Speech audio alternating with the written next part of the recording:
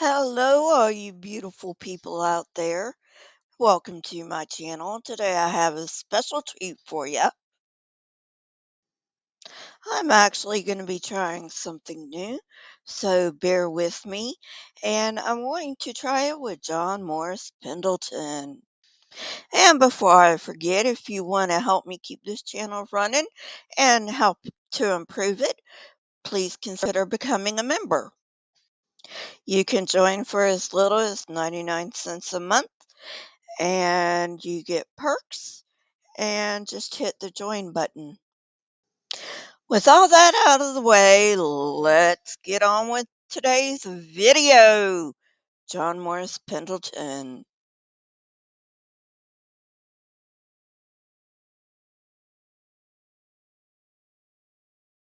Hello once again, I'm chemist John Morris Pendleton, and we're now in our fifth conference, and this is one of the really exciting ones because I know it's a question that lots of people have. What is the age of the earth? When did the creation actually occur? And of course, we're going to go to the Bible. According to John's online resume, he does have a Bachelor of Science in Chemistry from the University of Wisconsin at Madison. However, this is a bit misleading because I can technically call myself a psychologist because I have an undergraduate in psychology from the University of Alabama at Birmingham. However, I do not do this because it is misleading. We have two timelines, one of what the Bible says, one of what evolutionists say. We have the creation of everything happened about 6,000 years ago. About 4,400 years ago, the worldwide flood occurred, of which 8 people were saved. Jesus was born of the Virgin Mary 2,000 years ago. First of all, evolution does not date the Earth. That is the province of geology, and it was known that the Earth was old before Charles Darwin came up with this theory of natural selection. This is misleading. I know, that's a shocker. He also feels the need to sneak Jesus into this conversation, even though he does not belong. Then John will explain how they come up with the age of the earth by adding up the genealogies in the Bible. I'm going to skip that. Reason being, it was common practice in the ancient Middle East to give heroes very long lives. For instance, the founding king of Sumer was said to have reigned about 10,000 years, give or take. Of course, this is not true. And then working off of this premise, coming up with the age of the earth by adding up the genealogies in the Bible is not a good way to go. These numbers here represent millions of years in the evolutionary timescale. And the idea is that the oldest rocks are furthest in the earth. On top of them are younger rocks. On top of them are younger rocks. And so goes the sequence. Now, What John has just described is called the law of superposition and usually holds true for rocks, but not always. These exceptions are called unconformities, and one particular unconformity is called a nonconformity, in which younger rock is under older rock. Geologists do know about these exceptions, and since I am not a geologist, you are better served to go to a geology channel. according to the Big Bang Theory and evolution, it was about 20 billion years ago. There was a Big Bang, a big explosion. Millions and millions of years went by. 4.6 billion years ago, the Earth was formed. From where they don't know, it collected. I don't know when this video was made, so maybe it was 20 billion years ago when this was made, but it's 13.8 now. Also, the Big Bang was not an explosion. It was the expansion of a universe. Get it right.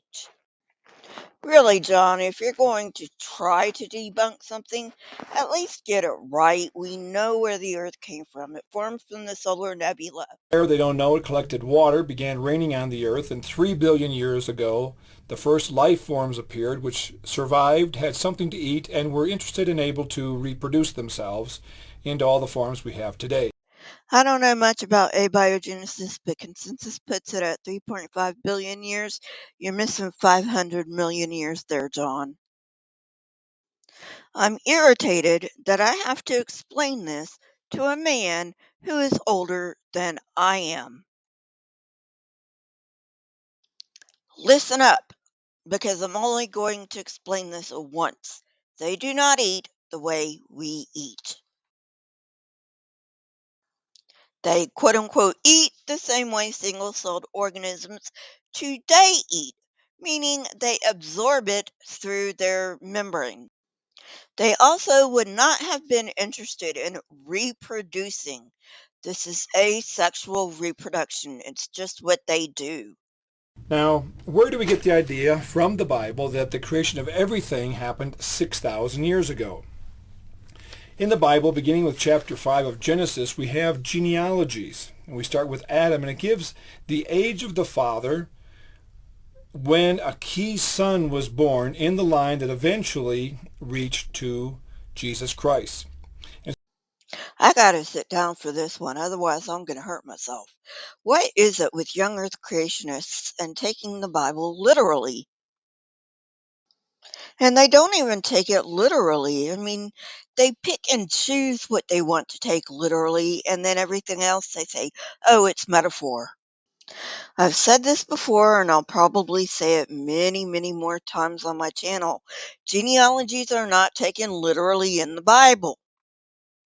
It was common practice in ancient Near Eastern literature to exaggerate the lifespan of the cultural heroes.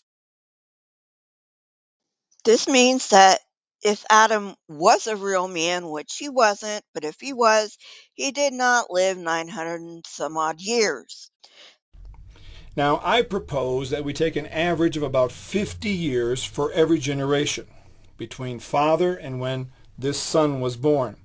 Now, I realize that sometimes it was more time than that, sometimes it was less time than that, but we just want to get an idea.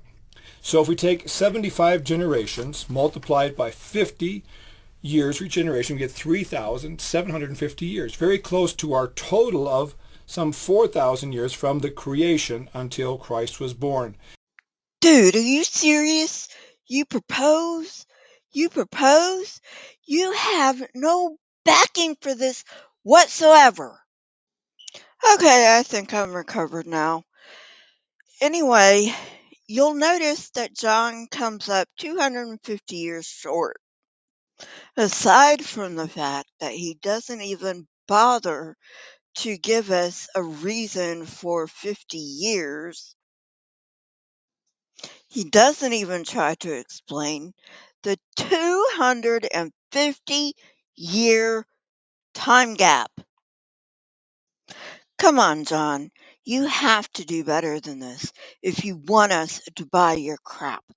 All of you creationists do. Now, from the evolutionary standpoint, their clock is called the geological time scale. Now, as you look at this list, don't say, my, what unusual names. At least you know this one at 190 million years, which is the Jurassic period. All of you know about Jurassic Park.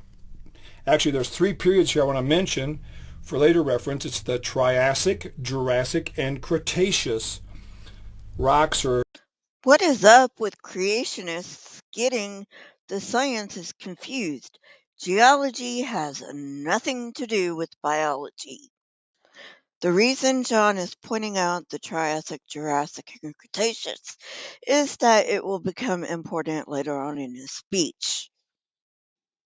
I should also point out that we knew the Earth was millions of years old before Darwin came up with his theory, not after. Well, evolution is even more fantastic. They say this, that over millions of years ago, there were worms living at the bottom of the oceans and the seas. But through millions of years and some favorable accidents, some of them changed into fish. more favorable accidents in more millions and millions of years, some of them changed into amphibians, as a frog. With more favorable accidents in millions of years, some of them changed into primates, then into chimpanzee, and finally into our professor of biology.